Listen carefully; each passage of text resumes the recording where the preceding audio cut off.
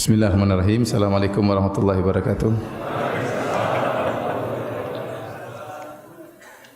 Alhamdulillahi ala ihsani wa syukru lahu ala taufiqihi wa amtinani wa asyhadu an la ilaha illallah wahdahu la syarika lahu ta'ziman li sya'ni wa asyhadu anna Muhammadan abduhu wa rasuluhu da'ila ridwani. Allahumma salli alaihi wa ala alihi wa ashabihi wa ikhwani. Hadirin dan hadirat yang dirahmati oleh Allah Subhanahu wa taala. Alhamdulillah, puji dan syukur kita panjatkan kepada Allah Subhanahu wa taala atas segala karunia yang terus-menerus Allah berikan kepada kita. Salawat dan salam semoga tercurahkan selalu kepada junjungan kita Nabi Muhammad sallallahu alaihi wasallam dan juga kepada keluarganya serta seluruh sahabat beliau tanpa terkecuali. Pada pertemuan kita kali ini kita pertemuan libur dulu pengajian kitab tauhid ya. Saya tadi sudah baca-baca tapi qadarullah tidak sempat selesai. Ya, maka kita pertemuan kali ini kita akan buka dengan tanya jawab. Namun sebelum saya membuka tanya jawab dari antum, ada pertanyaan yang sering ditanyakan ya kepada saya ya. Yaitu Ustaz, bagaimana kita bisa mengetahui bahwasanya musibah yang menimpa kita ini atau ujian yang menimpa kita ini adalah sebagai penggugur dosa atau sebagai pengangkat derajat. Ya, apakah sebagai penggugur dosa atau apakah sebagai pengangkat derajat? Para ulama telah menjelaskan sebagaimana ditunjukkan oleh dalil-dalil bahwasanya jika musibah menimpa seseorang memang ada dua kemungkinan. Kemungkinan pertama adalah menggugurkan dosa-dosa. Kemungkinan kedua adalah untuk mengangkat derajat. Adapun dalil-dalil yang menunjukkan kemungkinan pertama bahwasanya musibah jika menimpa seseorang adalah untuk mengurangi dosa-dosanya seperti firman Allah Subhanahu wa taala, "Wa ma asabaka min sayyi'atin famin nafsik." Apa saja yang menimpamu dari keburukan, maka itu dari dirimu sendiri. Dan ini lafalnya umum. Wa ma asabaka min sayyi'atin, ya di situ ma al-mausulah. Kemudian disebutkan dengan penegasan min sayyi'atin, apa saja yang menimpamu dari segala keburukan, famin nafsik, maka itu dari dirimu. Kemudian juga firman Allah Subhanahu wa taala, "Wa ma asabakum min musibatin fabima kasabat aydikum wa ya'fu an katsir." Dan tidaklah kalian ditimpa dengan musibah kecuali akibat ulah tangan kalian. Wa ya'fu an katsir, dan Allah memaafkan banyak kesalahan kalian. Kalau seandainya Allah setiap kita bermaksiat Allah kasih musibah, maka kita tidak ada yang selamat. Walau yu'akhidullahu an-nasa bidzulmihim ma taraka 'alaiha min dabbah. Kalau seandainya Allah memberi hukuman setiap kezaliman dilakukan oleh manusia, maka tidak ada yang tersisa di atas muka bumi ini.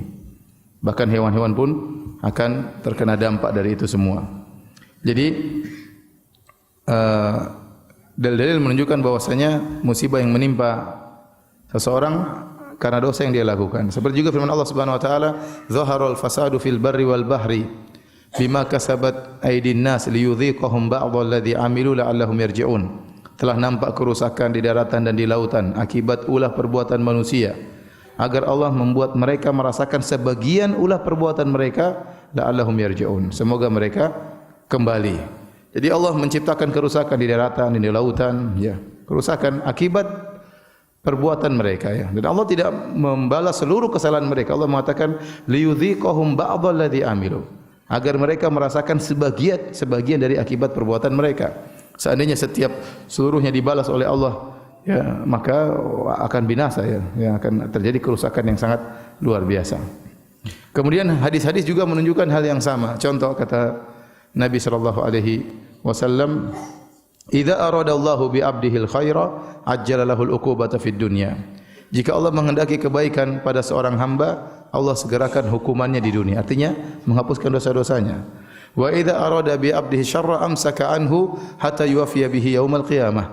Jika Allah menghendaki keburukan pada seorang hamba, Allah tidak kasih dia musibah. Allah tidak kasih dia hukuman. Allah tahan sampai nanti Allah balas pada hari kiamat kelak, waliyadzubillah. Demikian juga Nabi sallallahu alaihi wasallam bersabda dalam hadisnya, la tasubbil humma, janganlah engkau mencela demam. Jangan engkau mencela demam. Kenapa? Karena demam itu tudhibul khotoya kama yudhibul kir khabathal hadid. Karena demam itu bisa menggugurkan dosa-dosa sebagaimana alat pandai besi bisa menghilangkan karat besi. Ya, jadi apa yang menimpa seorang muslim ya sampai demam yang dia rasakan juga menggugurkan dosa-dosanya. Makanya kalau kita menyungguh orang sakit kita bilang apa? Tahur insyaallah. Apa maksudnya itu? Semoga dosa-dosamu digugurkan dengan penyakitmu. Dalam hadis juga Nabi sallallahu alaihi wasallam bersabda, "Ma yusibul muslim min nasabin wala wasabin wala hammin wala hazanin wala adan wala ghammin hatta syaukati syakuha illa kaffarallahu biha min khotayahu." Kata Nabi sallallahu alaihi wasallam, tidak ada suatu pun yang menimpa seorang muslim min nasabin, dia letih, lelah, itu juga menggugurkan dosa-dosa. Yang penting dia sabar menghadapinya.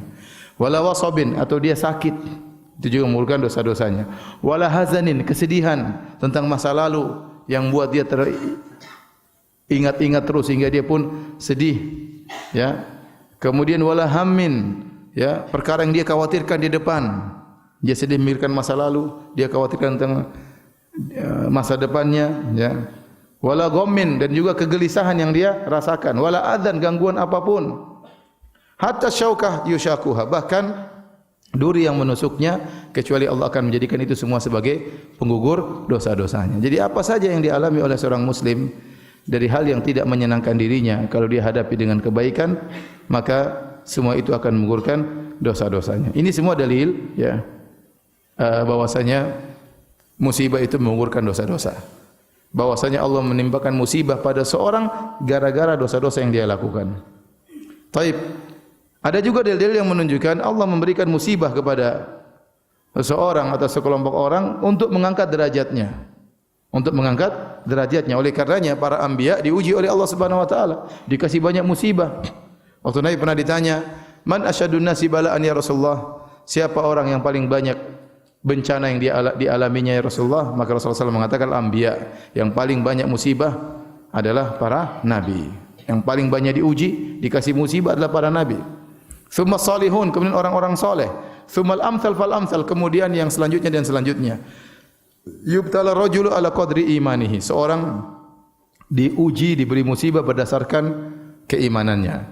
Fa in kana fi imanihi salabatun zida fi balaihi, kalau ternyata imannya kuat, kokoh, Allah tambah ujiannya, tambah musibahnya.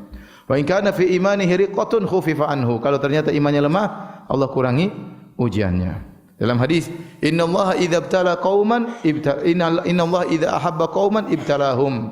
Kalau Allah mencintai suatu kaum, Allah akan uji mereka. Allah akan menguji mereka. Dalam hadis juga kata Nabi sallallahu alaihi wasallam, inna idzamal jaza ma'idzamal bala, ma'idhamil bala. Sungguhnya besarnya balasan sesuai dengan besarnya ujian. Jadi ini menunjukkan ujian-ujian tersebut adalah dalam rangka untuk mengangkat derajat. Bahkan dalam satu hadis Rasulullah SAW bersabda, yang dihasankan oleh Syekh Albani dalam silsilah sahihah, inna rajula la yakunu lahu inda Allahil manzilah, fama yablughuha bi amalin fala yazalu Allahu yabtalihi bima yakrah hatta yablughahu iyyaha atau yuballighahu iyyaha. Kata Nabi SAW, sungguh dia punya kedudukan di sisi Allah, kedudukan yang tinggi. Tetapi dia tidak bisa sampai kedudukan tersebut dengan amal dia. Amal dia itu tidak cukup untuk membuat dia mendongkrak dia naik di derajat yang tinggi. Maka supaya orang ini bisa naik di derajat yang tinggi, Allah kasih ujian. Allah kasih musibah supaya derajatnya naik. Ini dalil bahwasanya Allah kasih dia musibah dalam rangka mengangkat apa? Derajat. Karena Allah catat surganya tinggi, ternyata amalannya enggak cukup. Salatnya enggak cukup, puasanya enggak cukup. Bagaimana caranya agar dia bisa sampai ke derajat yang tinggi tersebut di surga? Allah kasih dia ujian. Dalam lafal yang lain, innal abda idza sabaqat lahu minallahi manzilah lam yablugha bi amalihi ibtalahu Allahu fi jasadihi au fi malihi au fi waladihi. Sungguhnya seorang hamba jika telah tercatat di sisi Allah dia memiliki kedudukan yang tinggi, tetapi amalannya tidak bisa mendongkrak dia untuk naik sampai pada derajat tersebut, ibtalallahu fi jasadihi, maka Allah akan memberi dia musibah di badannya, au fi malihi atau di hartanya, au fi waladihi atau di anaknya.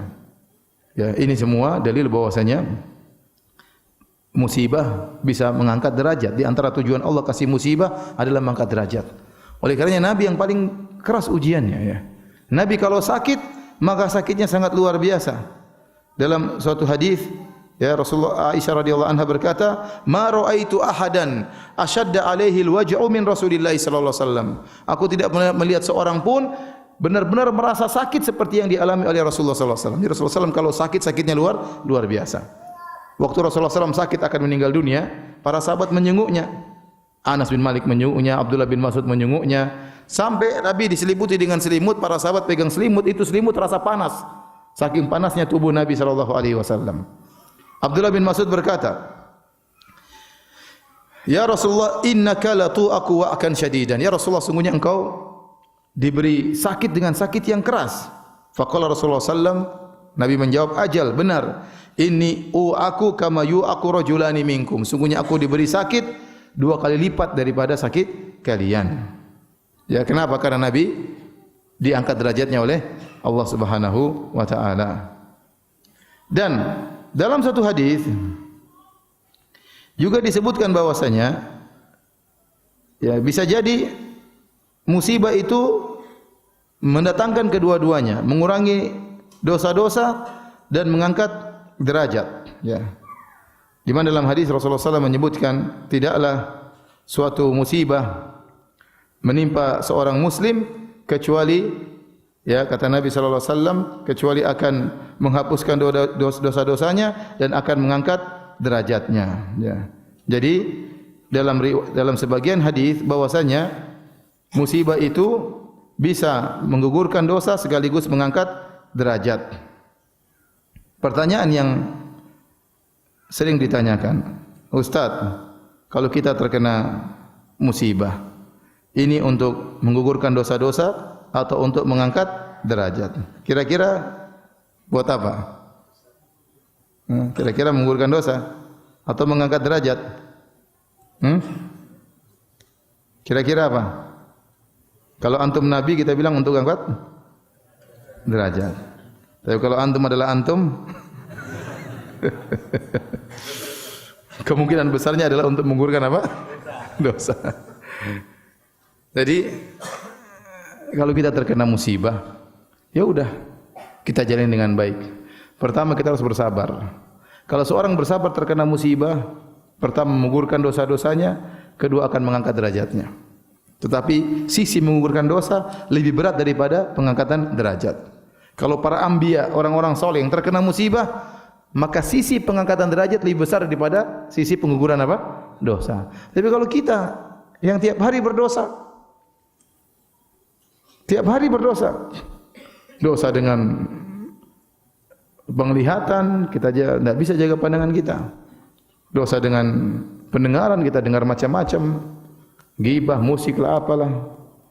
Dosa dengan lisan kita, dengan tulisan kita, kita ngomong tidak pernah kita jaga, tidak pernah kita pertimbangkan. Para ulama mengatakan kalau orang mau ngomong, harusnya pikir dulu. Ini manfaat atau tidak di akhirat. Sebelum ngomong pikir dulu. Kalau enggak bermanfaat, ingat bermanfaat di dunia atau tidak. Kalau bermanfaat, ngomong. Kalau tidak, jangan ngomong. Mikir lagi. Ada manfaat, ada mudarat. Timbang lagi. Mana lebih berat, mudarat atau manfaat? Kalau begitu kapan ngomongnya, Ustaz? Para ulama mengatakan demikian. Kalau mau ngomong, mikir dulu. Falyakul khairan aw liyasmut. Mikir dulu baru berucap baik atau tidak diam. Tapi siapa di antara kita seperti itu? Kita kalau ngomong asal nyeplos saja, ngomong mana dipikir, ya. Kalau komentar mana pernah dipikir, komentar di media sosial, ya. Kalau komentar berita, kalau menuduh orang, mana pernah kita pikir? Oh, itu memang begini, apalagi musim sekarang ini, aduh, debat-debatan, isu-isu, berita-berita hoaks. Ya. Siapa di antara kita yang diam tidak ikut nimbrung? Kita nimbrung. Belum lagi dosa-dosa yang berkaitan dengan hati. Belum lagi banyak kewajiban yang kita belum kerjakan. Banyak kewajiban kita kepada orang tua belum kita tunaikan. Banyak kewajiban terhadap kerabat kita belum kita tunaikan. Kewajiban terhadap anak dan istri belum kita tunaikan. Hak-hak mereka belum kita kerjakan dengan baik. Banyak hak-hak Allah yang belum kita tunaikan. Masih malas dalam beribadah. Intinya kita ini banyak dosa. Jadi kalau kita terkena musibah, kemungkinan besar sisi pengguguran dosa itu lebih besar. Jangan seorang pede, oh saya dikasih musibah karena Allah ingin angkat derajat saya. Antum pede banget ya.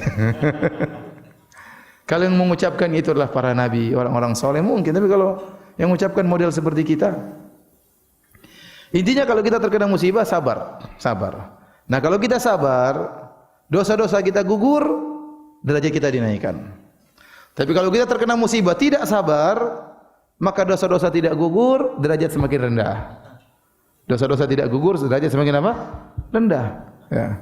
Karena musibah akan datang. Bagaimana seorang kapan dikasih pahala? Dikasih pahala tatkala bagaimana sikap dia menghadapi musibah tersebut. Sebagian ulama mengatakan bukan otomatis musibah mengena seorang dapat pahala, tidak. Bukan otomatis musibah mengena seorang dapat pahala. Tapi bagaimana sikap dia menghadapi musibah tersebut? Seorang mukmin menghadapi dengan tegar, dengan tenang, dengan husnudzon kepada Allah Subhanahu wa taala, maka dia akan mendapatkan pahala dan diangkat derajatnya, ya.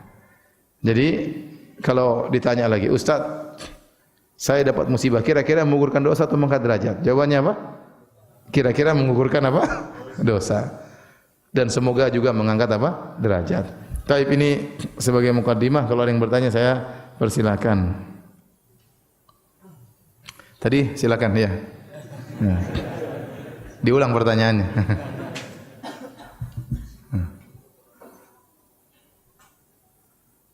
Kalau nyalain. Ada. Assalamualaikum warahmatullahi wabarakatuh. Waalaikumsalam warahmatullahi wabarakatuh. Saya sering menggunakan software bajakan, Ustadz, kan itu tidak boleh. Terus teman saya mengatakan kalau menggunakan software bajakan kalau untuk di rumah buat edukasi keluarga itu masih dibolehkan, tapi kalau untuk bisnis dan di kantor tidak boleh. Tidak boleh. Itu kata teman-teman dari mendengar berita dari pemerintah itu mengubah hakikat hukum bajakan itu sendiri apa enggak? Assalamualaikum warahmatullahi wabarakatuh. Waalaikumsalam warahmatullahi wabarakatuh. Jadi temannya berkata, kalau bajakan itu buat kepentingan keluarga, maka tidak mengapa. Kalau buat bisnis hukumnya apa? Haram. Tadi dasar temannya dalilnya apa? Pemerintah. Dalilnya apa dia? Berita. Katanya repot. Jadi asalnya kita tidak boleh mengambil hak orang lain. Di antara nilai hak orang yang diakui dalam dunia adalah hak cipta. Itu diakui. Dan itu punya nilai. Ya, hak menemukan, hak cipta, hak membuat, ya. Islam juga mengakui hal tersebut. Dia sudah berkreasi, dia sudah membuat, ya, maka dia punya hak. Nah, kalau ternyata kita membajak, berarti kan kita merugikan orang lain.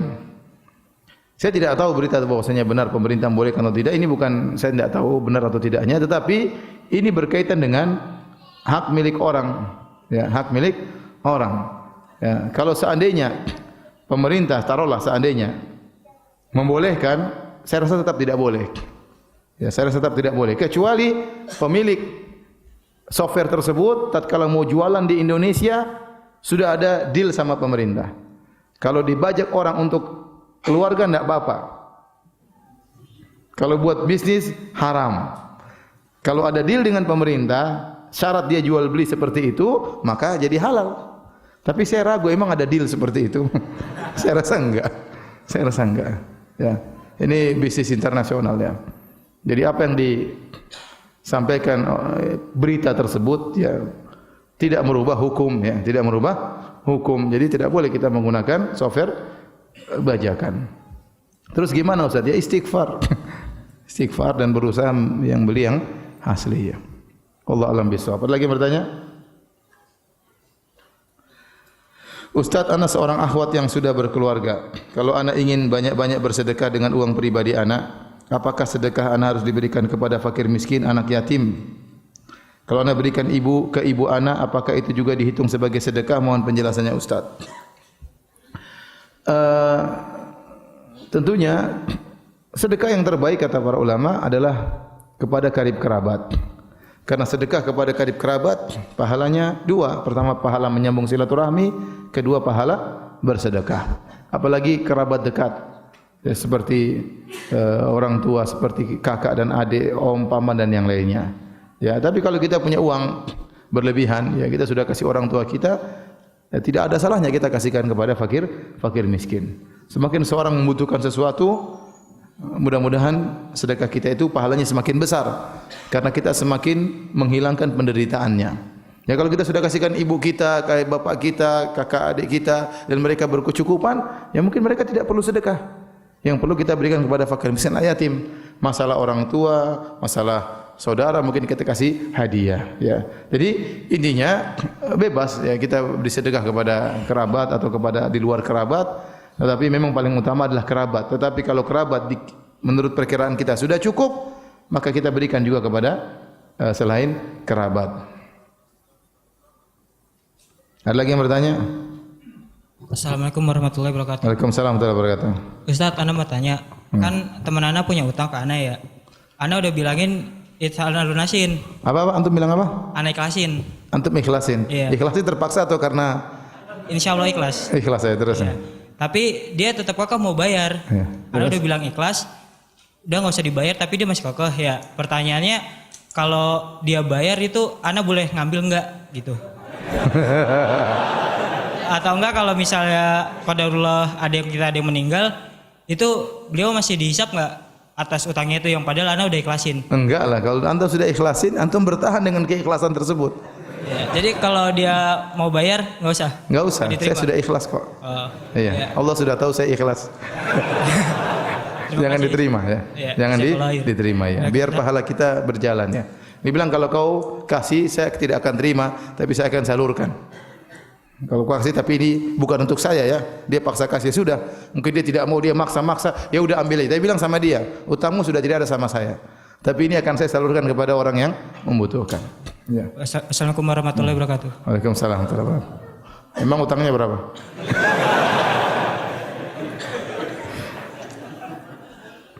Ustadz, saya mau tanya. Saya pengen hidup sederhana, tapi teman-teman kadang-kadang ngeledek saya, katanya saya hemat.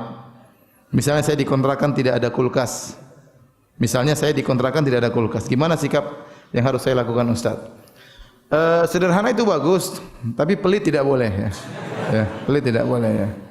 Ya, pelit banyak dicela dalam Al-Qur'an dan hadis-hadis Nabi sallallahu alaihi wasallam ya.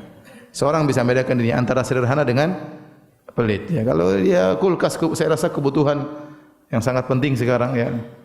Kalau memang dia tidak perlu ya sudah enggak perlu. Tapi kalau saya rasa kulkas itu kebutuhan ya. Ya, jadi jangan sampai seorang saking sederhananya sampai pada derajat apa? Pelit. Karena ada orang seperti itu, dia bukan sederhana, dia pelit. Dia bukan hemat tapi dia apa? Pelit ya. Dia pelit. Sampai kepada keluarganya dia pelit, bahkan kepada dirinya dia pelit. Saya tidak menuduh yang bertanya pelit ya, enggak. Cuma saya ingatkan, jangan sampai pelit. Dan pelit yang paling parah, pelit ada dua. Pelit sama orang lain, yang kedua pelit terhadap diri sendiri. Pelit yang paling parah, pelit terhadap diri sendiri. Ya, itu yang paling parah. Dan kalau orang sudah pelit terhadap diri sendiri, akhirnya yang di sekitarnya menderita. Istrinya menderita, anak-anaknya apa? Menderita karena bapaknya pelit. Kemana-mana jalan-jalan enggak pernah belanja-belanja. Pergi ke restoran beli air putih. Sudah bayangan makan macam-macam karena pelit. Pelit ya. Hemat bagus, hemat sederhana yang tidak perlu enggak usah. Saya tidak suruh beli mobil mewah, tidak suruh beli kulkas mahal-mahal. Sederhana. Ya. Tapi kalau orang ada keperluan dan dia mampu, tidak dia lakukan, itu namanya pelit. Nah, kalau antum memang tidak merasa membutuhkan kulkas, ya sudah enggak usah beli kulkas, ngapain beli? Ya. Enggak usah, kalau emang antum enggak butuh kulkas, enggak usah beli. Atau antum butuh kulkas tapi ada keperluan yang lebih daripada itu, ya sudah enggak usah beli kulkas, beli yang lebih perlu. Tapi kalau ternyata antum butuh kulkas, uang ada, cuma eman-eman kalau beli kulkas, itulah namanya pelit. Itulah namanya apa? Pelit ya. Dah antum bisa menilai antum pelit atau sederhana. Silakan. Baik, pertanyaan berikutnya. Silakan. Assalamualaikum warahmatullahi wabarakatuh.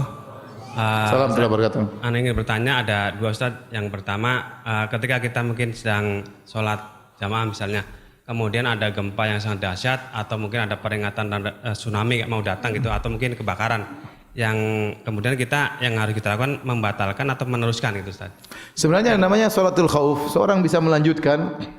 Dia seperti dalam peperangan. Tatkala dia lagi sholat tiba-tiba di perang, dia farijalan aw rukbana, maka dia silakan salat dalam kondisi berjalan, dalam kondisi berlari, dalam kondisi naik kendaraan. Tapi itu memang susah. Karena kita tidak terbiasa juga melakukannya. Jadi sebenarnya bisa kita lanjutkan sambil keluar salat tidak putus. Tapi kenyataan susah. Tiba-tiba gempa ya kita lari biasanya. Tiba-tiba ya mungkin uzurlah kalau kita membatalkan kemudian dalam kondisi demikian, tiba-tiba kebakaran. Seharusnya kita lanjutkan ya. Yang penting bisa menyelamatkan diri. Dan kita boleh keluar dari masjid untuk menyelamatkan apa? Diri. Enggak ada masalah ya. Dengan salat khauf. Tapi kalau seorang tidak tahu, tidak terbiasa salat khauf, enggak apa-apa dia batalkan karena menyelamatkan nyawa tentunya lebih penting. Allah alam bisawab. Yang kedua tentang pengurusan jenazah ketika kayak yang terjadi di Palu itu gempa. Itu bagaimana kan korban sangat banyak, apakah secara syariat itu penguburan massal atau tidak, tanpa dengan dikafanin atau disolatkan itu? Wallah alam, saya enggak tahu. Ya, sama-sama. Pertanyaan, kebanyakan kaum laki-laki yang dalam tanda kutip nekat berpoligami hanya berdalil dengan surat An-Nisa ayat 3. Fankihu ma tabalakum minan nisa. Nikahilah yang kalian sukai, 2 atau 3 atau 4. Tanpa melihat adilnya ancaman jika tidak mampu berbuat adil. Ustaz mohon diingatkan kaum lelaki ancaman-ancaman Allah jika mereka tidak mampu berbuat adil. Ya, dan jelaskan adilnya itu seperti apa agar mereka mengikuti sunnah Rasulullah yang banyak mereka tinggalkan dulu sebelum berpoligami. Syukran jazakallah khairan. Bapak-bapak sudah tahu semua kok. Kalau tidak adil, ya bahaya pada hari kiamat. Man kanat lahum ra'atani famala ila idahuma jaa yaumal qiyamati wa shikuhu ma'il. Barang siapa yang punya istri 2, kemudian dia condong kepada salah satunya, maka dia akan datang pada hari kiamat dibangkit dalam kondisi badannya miring. Ini suatu penghinaan bagi dia. Bayangkan di depan teman-teman, di depan jamaah Al-Ikhlas, badan miring. Badan miring. Kenapa ente miring? Aduh, saya punya istri 2. Oh, istri 2 kirain cuma 1. Satunya saya sembunyikan. Kemudian badan miring. Nah, ini memalukan. Itu bentuk Allah memalukan dia pada hari kiamat kelak. Ya, bagaimana nasib orang yang badannya miring? Ya. Berjalan di padang mahsyar dalam kondisi badannya apa? Miring. Itu suatu kehinaan bagi orang tersebut. Maka para lelaki kalau ingin poligami harus tahu bahwasanya dia harus adil. Oleh karena sebagian ulama seperti dari ulama mazhab Hambali mengatakan poligami hukumnya makruh. Kenapa? Karena kekhawatiran orang tidak adil. Tapi yang benar poligami hukumnya sunnah bagi orang yang bisa adil. Tapi kalau seorang tidak adil maka terjerumus dalam kemakruhan atau terjerumus dalam keharaman. Oleh karenanya tidak adil dalam poligami dosa besar. Tidak adil dalam poligami dosa besar. Karena di antara definisi dosa besar adalah diancam dengan ancaman khusus. Dan Nabi telah menyebutkan secara spesifik, secara khusus bahwasanya orang yang tidak adil dalam poligami badannya miring. Berarti orang yang tidak adil tatkala berpoligami dia telah melakukan dosa apa? Dosa besar. Baik. Apa keadilan yang dituntut? Tentunya yang terbaik adalah keadilan dalam segala hal. Ibnu Qudamah menyebutkan Nabi sallallahu alaihi wasallam adil dalam segala hal, ya, dalam segala hal terhadap istri-istrinya. Tetapi sebagian ulama mengatakan yang wajib untuk adil adalah perkara-perkara yang primer, ya. Artinya apa? Yang penting dia menyediakan rumah bagi istrinya. Dia satunya butuh kendaraan, satunya butuh kendaraan, dua-duanya juga dipenuhi, ya. Ya. Adapun yang lebih daripada kebutuhan primer, ya, bisa jadi berbeda. Ini pendapat sebagian ulama. Ya. Cuma saya katakan lebih hati-hati kalau bisa disamakan dalam segala hal. Adapun rasa cinta, maka itu tidak bisa adil. Ya. Tetapi yang zahir seperti jatah nginap, ya, memesrai seluruhnya, maka itu harus adil. Adapun rasa cinta, maka seorang tidak bisa adil. Kata Nabi sallallahu alaihi wasallam, Allahumma hadza qasmi fima amlik, fala talumni fima tamlik wala amlik. Ya Allah, inilah pembagianku yang aku mampu, aku bisa bagi terhadap istriku jatah nginap dan yang lainnya, masalah nafkah. Maka jangan engkau cela aku pada perkara yang engkau kuasai dan aku tidak kuasai. Maksudnya masalah cinta. Nabi tidak bisa adil dalam mencintai. Nabi lebih cinta kepada siapa? Aisyah radhiyallahu taala anha. Dan semua orang tahu akan hal tersebut, ya.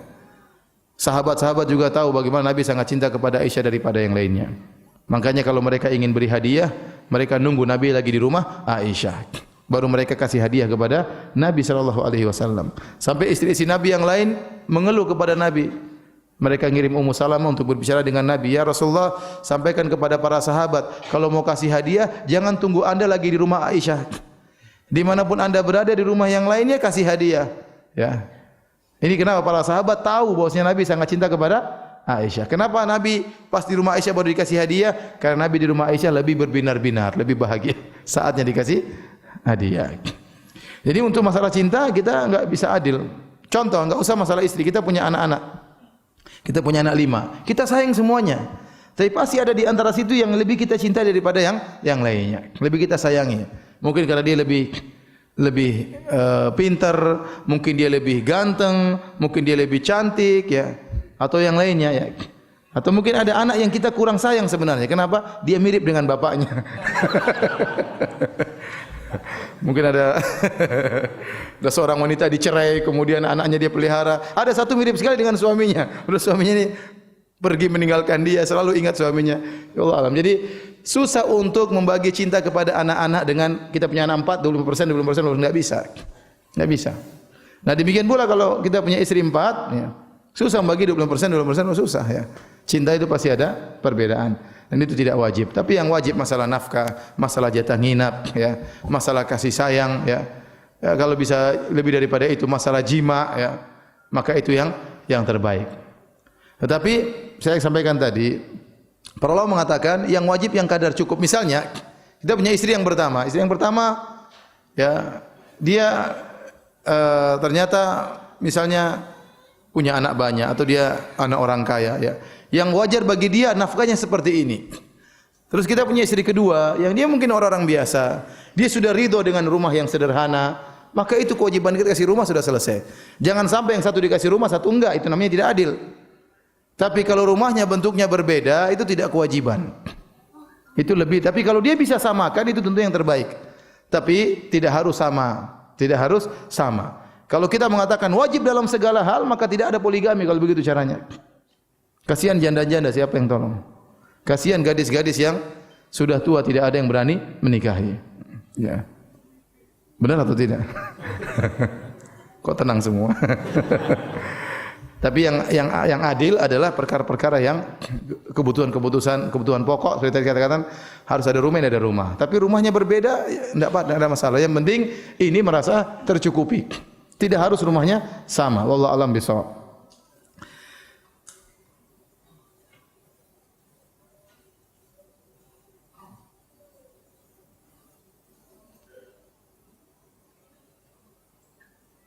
Ustaz, saya mau tanya, paman saya pengguna khodam jin muslim katanya. Sering saya ditawarkan untuk pakai karena sering mengingatkan untuk sholat tepat waktu. Kalau badan sakit keselio bisa disembuhkan. Seperti disentak-sentak tahu-tahu sembuh. Apa yang harus saya lakukan untuk mengembalikan dia ke jalan yang benar, ya? Ingatkan bahwasanya tidak boleh demikian, ya. Oleh karenanya yang berhak menguasai jin cuma Nabi Sulaiman. Dan Nabi Sulaiman pernah berdoa, ya, wahabli mulkan la yambagi li ahadin min ba'di innaka antal wahhab. Ya Allah, anugerahkanlah kepadaku suatu kerajaan yang tidak boleh untuk seorang pun setelahku. Sungguhnya Engkau Maha Pemberi anugerah. Oleh karenanya waktu Nabi sallallahu alaihi wasallam sedang salat, tahu-tahu ada jin ifrit mengganggu Nabi. Maka Nabi selalu mengatakan famakkani Allahu minhu, maka Allah membuat aku bisa menangkapnya. Maka Nabi pun mencekik jin tersebut sampai Nabi mengatakan aku merasakan dinginnya lidahnya atau liurnya. Nabi cekik dia. Kata Nabi, kalau bukan saya ingat, kemudian saya pun fadzakartu doa akhi, saya pun ingat doa saudaraku Nabi Sulaiman alaihissalam, yaitu ya Allah anugerahkan kepadaku kerajaan yang tidak boleh bagi seorang pun setelahku. Kalau bukan karena doanya Nabi Sulaiman, saya akan ikat jin tersebut di tiang di Masjid Nabawi sehingga pada pagi hari anak-anak bisa melihat jin tersebut. Jadi Nabi tidak bisa menguasai jin, Kenapa? Karena doa Nabi Sulaiman tidak boleh ada seorang pun menguasai jin kecuali Nabi Sulaiman alaihissalam. Makanya Nabi dalam banyak kegiatan, dalam perang Uhud, dalam perang Badar, Nabi tidak pernah pakai pasukan jin. Ya, padahal ada jin-jin yang masuk Islam. Jin-jin mungkin sakti, tapi Nabi tidak pernah, karena tidak boleh bagi Nabi sallallahu alaihi wasallam. Yang boleh punya anak buah jin cuma siapa? Nabi Sulaiman. Yang kedua, Nabi Sulaiman waktu punya anak buah jin, mereka ditundukkan oleh Allah kepada Nabi Sulaiman.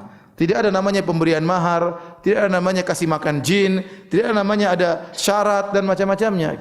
Nah, kebanyakan orang yang punya khodam-khodam ini pasti ada persyaratan. Contoh, saya punya kawan cerita, ya. Orang tuanya atau kakeknya punya keris. Keris itu sakti, tapi dia ada perawatan. Harus dienapkan, harus diinikan, harus dikasih apa, ya, baru keris tersebut bisa berfungsi. Nah, saya khawatir orang yang punya khodam-khodam gini, dia pasti punya mahar atau pembayaran tertentu.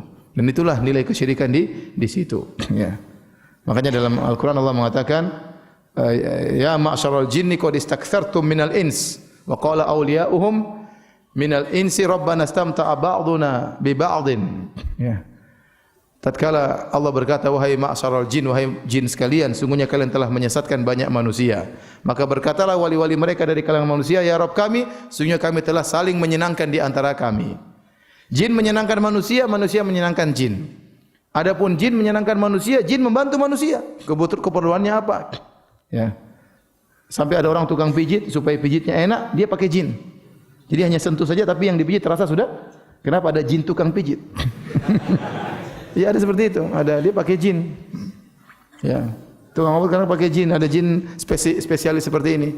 Jadi jin menyenangkan manusia dengan membantu banyak kebutuhan manusia, dan manusia menyenangkan jin dengan tunduk kepada persyaratan yang disyaratkan oleh jin, dan itulah kesyirikan yang menyebabkan mereka masuk neraka jahanam. Coba tanya, ini pamannya bisa punya khodam, gimana ceritanya? Ya, pasti ada persyaratan yang dia berikan. Wallahu a'lam bishawab. Ustaz, bagaimana hukum sesaji dengan alasan untuk memberi makan ikan dan hewan di laut? Ya. Sesaji kalau ternyata kepala kerbau, pertama, kenapa harus kepala kerbau? Ya. Terus kenapa harus kasih makan apa hewan? Hewan laut. Apakah mereka kelaparan? Saya khawatir orang tatkala menyembelih kerbau untuk diserahkan di lautan, itu ada keyakinan-keyakinan tertentu. Seperti yang kita dengar di sebagian tempat, karena untuk ruh, karena untuk jin, karena untuk penjaga lautan. Ya, kalau tidak dikasih sajian maka akan semakin parah. Dan ini terjadi. Terjadi. Punya keyakinan demikian. Bukan murni mau kasih makan ikan teri di lautan kemudian menyembelih apa? Kerbau kemudian lepas di lautan. Saya rasa bukan itu alasan. Itu cuma alasan yang dibuat-buat. Ya, lagi pula ini bukan agama. Ya. Kalau mau bersedekah bukan begitu caranya. Masih banyak manusia yang kelaparan. Saya takut ini hanya sekedar alasan-alasan. Tapi seandainya benar-benar itu hanya sekedar mau kasih makan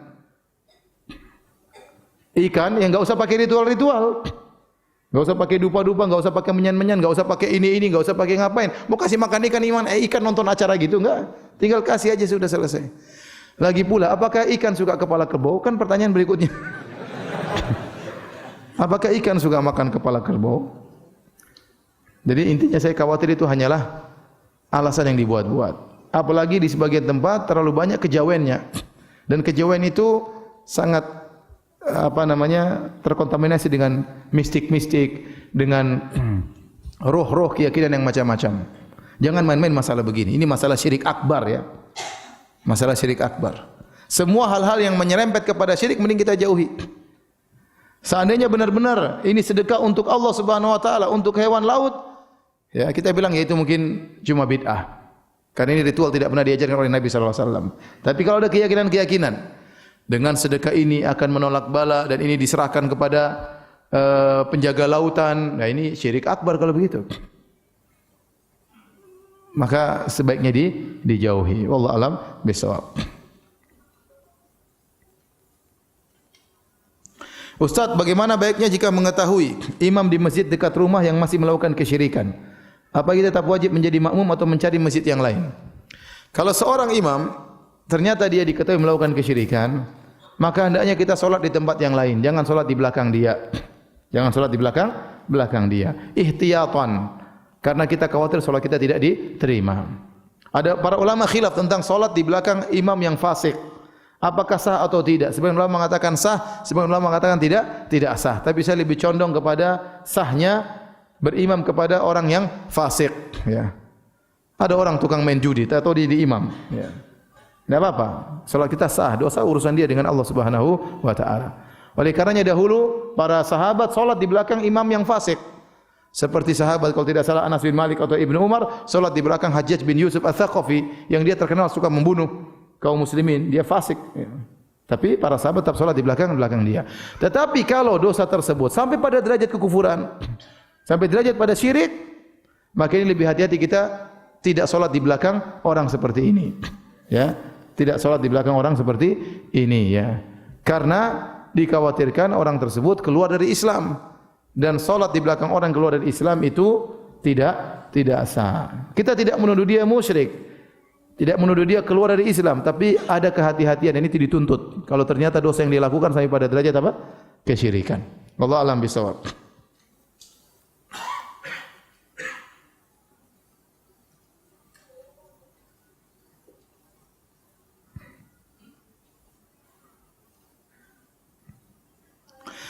Apakah hibah yang diberikan ibu boleh tidak adil dengan yang lain karena anak yang lain mungkin lebih memerlukan? Apa bedanya dengan hibah dari ayah?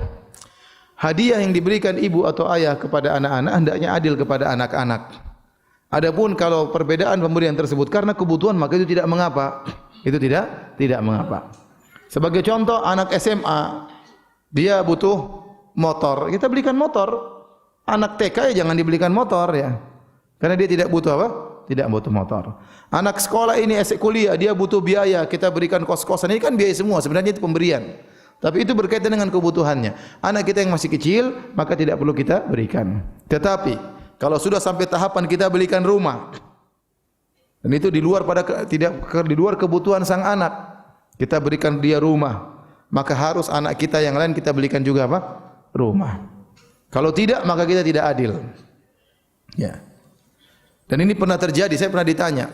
Jadi Ustadz, kakak saya dibangunkan rumah oleh orang tua. Saya tidak dibangunkan rumah. Kemudian setelah bangunkan rumah untuk kakak saya, orang tua saya meninggal. Sehingga dia tidak mendapatkan warisan. Kakaknya yang dapat. Ini tidak adil seperti ini. Ya tidak adil. Nah kalau kita mau anak kita butuh rumah, kita bangunkan rumah, tapi atas nama kita. Bukan atas nama sang anak. Sehingga tatkala kita meninggal tetap jadi harta warisan. Paham? Kalau enggak kita bangunkan juga buat anak kita meskipun dia kecil, kita sudah siapkan ini untuk dia nanti kalau sudah besar. Karena pemberian hadiah tanpa keadilan maka ini kezaliman. Waktu Nu'man bin Bashir radhiyallahu taala anhu diberi hadiah oleh bapaknya Bashir. Kemudian bapaknya datang kepada Nabi sallallahu alaihi wasallam minta agar Nabi menjadi saksi atas pemberian hadiah tersebut. Maka Nabi bertanya, "Aqulla waladika nahaltahu mithla ma nahalta Nu'man?" Apakah seluruh anak-anakmu sudah kau berikan hadiah sebagaimana kau berikan kepada Nu'man? Kata Bashir bapaknya, tidak ya Rasulullah. Kata Rasulullah SAW, idzan la ushidu alal jawr. Kalau gitu saya tidak mau menjadi saksi atas kezaliman. Ini kezaliman. Kata Nabi, i'dulu baina auladikum. Adilah engkau di antara anak-anakmu. Ayasurruka anna kulla auladika fi birrika sawaan. Apakah kau suka anak-anakmu semuanya berbakti kepadamu? Kata Bashir, iya kalau begitu adilah di antara mereka. Bahkan saya mengalami perkara yang sangat sensitif. Ya ikhwan antum kalau punya anak nanti antum adil. Jangankan dalam pemberian, dalam kasih sayang. Ya. Kalau satunya antum cium, yang lain juga antum cium. Satunya antum peluk, yang lain juga antum peluk. Nanti di antara anak-anak antum ada yang cari muka memang, peluk-peluk antum terus. Ya sudah, biarin dia peluk-peluk antum, antum juga peluk yang lainnya. Karena yang lain nanti akan melihat anak-anak sangat sensitif dalam masalah ini. Terjadi kecemburuan di anak-anak. Jadi, bukankah kakak-kakaknya Yusuf cemburu kepada Yusuf? Kenapa? Mereka merasa Nabi Yakub lebih sayang kepada siapa? Yusuf. Ahabbu ila abina minna. Yusuf dan Benyamin lebih disukai daripada kita. Ya, apalagi pemberian. Sangat menimbulkan kecemburuan dan ini akhirnya menjadikan anak-anak tidak berbakti kepada kita. Maka saya ingatkan sebagai orang tua hati-hati ya. Kalau memberikan kepada anak semuanya dikasih. Anak saya ya umur 5 tahun waktu saya cium-cium adiknya umur 2 tahun dia protes. Dia bilang, "Abi," anak saya Zainab, "Abi kenapa Habibah Abi cium-cium Zainab kok enggak dicium?" Saya bilang sama anak saya yang umur 5 tahun, "Zainab, kamu dulu waktu kecil juga Abi cium-cium. Emang kamu enggak ingat? Sekarang gantian." Oh, baru dia ngerti. Tapi dibilangin. Karena dalam anak itu ada kecemburuan yang luar biasa. Kalau kita lihat satunya senyum, satunya kita marahin, satunya tidak pernah kita marahin, itu akan menjadi catatan bagi mereka. Itu catatan bagi mereka. Terkadang kita harus perhatikan kepada salah seorang anak karena dia punya kekurangan. Itu harus kita jelaskan sama kakaknya. "Sayang, ini adikmu sakit, jadi ibu harus lebih perhatian banyak. Kamu intinya jangan cemburu lah. Saya perhatikan adikmu karena adikmu sakit sementara kau sehat. Kau bantulah ibu perhatikan dia." Karena kalau dilihat kita perhatian sama dia, lama-lama dia cemburu. Kenapa sih adik diperhatikan terus? Padahal adiknya lagi sakit, butuh perhatian khusus. Azan kah? Azan. Taib, azan dulu ya. Nanti habis azan habis salat kita lanjutkan. Allah taala alam bisawab. Bismillahirrahmanirrahim. Alhamdulillah salatu wassalamu ala Rasulillah wa ala alihi wasahbihi wa ala. Ada pertanyaan, Ustaz, apa itu akidah Jahmiyah? Jahmiyah ini bahkan kepada Jahm bin Safwan dan dia adalah menyimpang dalam banyak hal ya. Dalam masalah tauhid asma wa sifat punya penyimpangan, dalam masalah iman punya penyimpangan, dalam masalah takdir punya penyimpangan. Tentunya ini butuh pembahasan tersendiri ya. Kalau kita bahas bagaimana akidah Jahm bin Safwan dalam asma wa sifat, bagaimana akidah Jahm bin Safwan dalam masalah takdir, dalam masalah iman.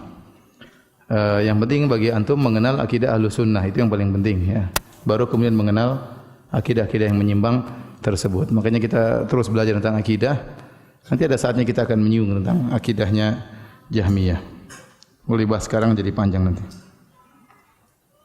Ustaz, saya ikhwan umur 25 tahun. Mau tanya, bolehkah kita nazar kalau kita nazar dengan beberapa akhwat dalam satu waktu?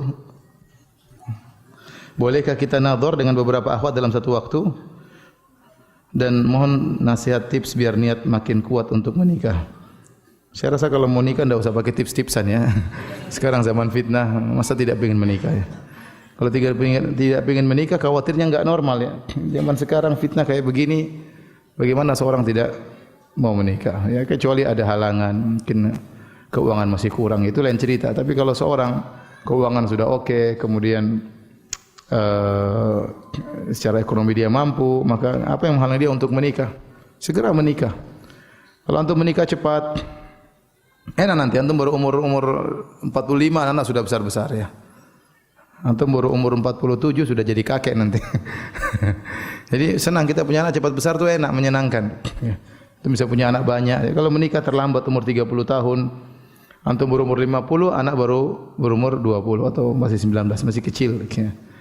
Oleh karenanya segera menikah agar seorang selamat agamanya. Tapi bolehkah dia menadhar dalam satu waktu beberapa akhwat? Hukumnya boleh-boleh saja ya, tapi sebaiknya jangan demikian ya. Karena memang seorang laki-laki jangankan menadhar dalam satu waktu, nikah dalam satu waktu 4 juga boleh ya. Cuma kan tidak etis seperti itu. Kalau antum ingin nadhar, sebelum nadhar cari informasi tentang seorang akhwat. Kalau benar-benar sudah oke baru antum nadhar 1. Jangan langsung nadhar 3 ya. 1, kalau enggak oke baru cari yang lain seperti itu. Ya. Jangan maksudnya jangan langsung tamak ya. Jadi satu-satu lihat informasi bagaimana. Kalau enggak oke jangan nadhar. Jangan antum maju pada tahapan nadhar kecuali sudah oke menurut informasi yang masuk ya. Kalau sudah baru antum melihat. Karena bagaimanapun kalau kita sudah nadhar kemudian kita menolak, kasihan si akhwat ya. Ya. Mending kalau kita yang ditolak. Kalau akhwatnya yang kita tolak ya, perempuan perasa.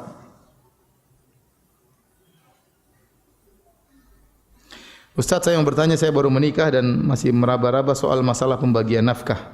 Istri ana bekerja, jika istri bekerja dan di tempat kerjanya ada uang makan, bolehkah suami minta istri memakai uangnya sendiri untuk makan siang? Makan malam dan pagi pakai uang bulanan. selain uang bulanan dari suaminya. Istriku, aku cinta kepadamu. Cinta tapi uang makan perhitungan. Ini kemungkinan dia enggak punya uang. Dia enggak punya uang ya. Itu wajib bagi kita memberi makan istri 3 kali sehari. Tapi kalau memang istri ridho ya, dia cukup makan di kantor, makan paginya atau makan siangnya makan di kantor, pagi dan malam dari uang suami, ya itu saling memahami lah di antara suami istri. Suami istri punya kewajiban, tapi tidak usah hitung-hitungan juga seperti bos dan pegawai ya. Hitung-hitungan secara detail tidak perlulah. Kita hubungan suami istri dibangun di atas saling memaafkan, saling memahami. Kalau ternyata duit kita pas-pasan, kita minta pemahaman sang istri. Istriku, saya cinta kepadamu, tolong pahami saya. Kamu makan siang di kantor aja, jangan pakai uang saya. Karena aku cinta kepadamu. Jadi saling memahami lah ya. Secara aturan harusnya dia memberi makan 3 kali sehari sebagaimana kebiasaan yang berjalan di tanah air. Pak Ustadz mau tanya, dosakah bila seorang suami chatting dengan lawan jenis atau wanita yang mana bahasnya sayang-sayangan, memuji dan sebagainya? Bagaimana istri harus bersikap? Karena tetap ada rasa sakit hati. Ya jelas sakit hati lah. Bagaimana seorang suami chattingan sama perempuan lain pakai sayang-sayangan ya. Itu bukan istri keduanya, tidak boleh. Tidak boleh begitu. Seorang suami kemudian chattingan sama wanita lain, kemudian sayang-sayangan, mesra-mesraan, haram hukumnya. Itu tidak halal bagi dia wanita tersebut kalau mau nikahi. Adapun kalau dimulai dengan cara seperti itu maka tidak berkah ya. Maka tidak berkah ya. Wajar kalau istri cemburu, nasihati suaminya. Nasihati suaminya. Ini tidak boleh, ini maksiat, ini dosa kepada Allah Subhanahu wa taala.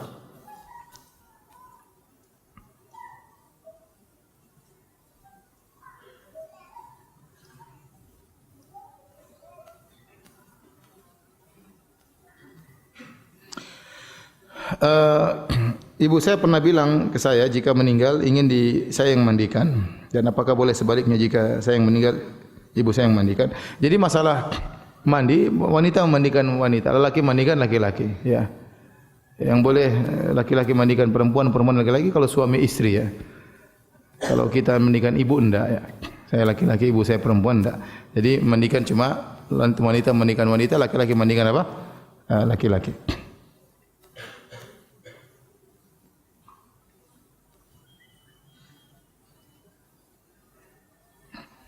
Saya baru pindah kontrakan dan setelah ditempati baru tahu kalau kloset di kamar mandi membelakangi kiblat.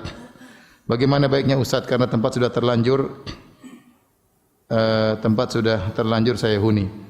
Ini masalah khilaf tentang apakah boleh kita buang air, buang hajat menghadap kiblat. Ada khilaf yang kuat di kalangan para ulama. Sekarang ini saya masih merajihkan bahwasanya kalau dalam bangunan tidak mengapa. Kalau dalam bangunan tidak mengapa. Karena Nabi pernah buang air dalam kondisi membelakangi kiblat, tapi dalam bangunan. Dan itu yang dipahami oleh Ibnu Umar. Ini pendapat yang dipilih oleh Ibnu Umar radhiyallahu taala anhuma. Ibnu Umar pernah buang air kecil, dia taruh onta di depannya, dia tundukkan ontanya baru dia buang air. Antara dia dengan kiblat ada apa? Ada onta. Jadi kalau dalam bangunan insyaallah perkaranya lebih ringan. Memang ada khilaf. Sebagian sahabat mengatakan meskipun dalam bangunan tidak boleh menghadap kiblat atau membelakangi kiblat tatkala buang air ya. Wallahu a'lam bishawab, tapi saya lebih condong pada pendapat kalau sudah dalam bangunan ya antara kita dengan kiblat ada penghalang maka tidak mengapa meskipun menghadap kiblat. Wallahu a'lam bishawab. Jadi kalau kondisinya seperti ini tidak mengapa. Apalagi dia kalau mau bongkar-bongkar WC dia harus minta izin kepada pemiliknya. Tidak boleh dia bongkar sendiri ya. Ya, tapi kalau dia ternyata berpendapat bahwasanya tidak boleh menghadap kiblat tatkala buang air, maka dia tinggal atur aja waktu dia buang air harus miring badannya. Kalau memang dia merujukkan pendapat itu, ini masalah khilafiyah tidak bisa kita paksakan. Kalau menurut dia bahwasanya tidak boleh secara mutlak dalam bangunan pun tidak boleh menghadap atau membelakangi kiblat, ya sudah dia tatkala buang air dia miring. Apakah boleh memelihara hewan seperti burung di rumah? Boleh, ya. Boleh melihara burung. Yang penting jangan dizalimi ya. Jangan tidak dikasih makan ya. Dikasih makan, dirawat ya. Dalilnya tatkala An-Nughair seorang saudaranya Anas bin Malik punya burung nagar tapi dia mati maka dia pun bersedih. Maka Nabi berkata kepada saudaranya tersebut, dipanggil Aba Umair, ya Aba Umair, ma fa'alan Nughair. Kata Nabi, wahai Aba Umair, apa yang terjadi dengan burungmu si Nughair? Ternyata burungnya mati, ya. Maka dia pun sedih. Dan ini bagaimana tawaduknya Nabi. Bahkan Nabi candai orang yang masih kecil, yang mungkin dia tidak begitu paham, tapi Nabi ingin menghilangkan kesedihannya, maka Nabi candai dia. Dan itu dijadikan oleh para ulama boleh memelihara apa? Burung. Karena anak ini punya burung, dia pelihara, qadarullah burungnya mati. Dia tidak memelihara burung, tapi jangan dizalimi. Saya kemarin ditanya, Ustaz, saya pelihara kucing. Kemudian kucing itu akhirnya punya anak kecil-kecil banyak. Bolehkah saya buang anak-anaknya? Oh, zalim itu. Ya, kalau antum tidak mampu menjalankan kewajiban antum sebagai orang tua asuh kucing, ya jangan jangan dirawat. Kalau antum pelihara kucing harus diperhatikan, ya. Anaknya harus dijaga. Bagaimana antum pisahkan dia dengan apa? Orang tuanya. Orang tetap tinggal di rumah, anaknya dibuang entah kemana, siapa yang ngurus, mati. Tidak boleh. Jadi boleh melihara hewan, yang penting jangan dizalimi. Tapi demikian saja para hadirin hadirat yang dirahmati Allah subhanahu wa ta'ala. Mohon maaf kita belum bisa melanjutkan kajian kita tentang kitab tauhid, insyaallah pada pekan berikutnya. Ya subhanakallah bihamdik asyhadu an la ilaha illa anta astaghfiruka wa atubu ilaik. Assalamualaikum warahmatullahi wabarakatuh.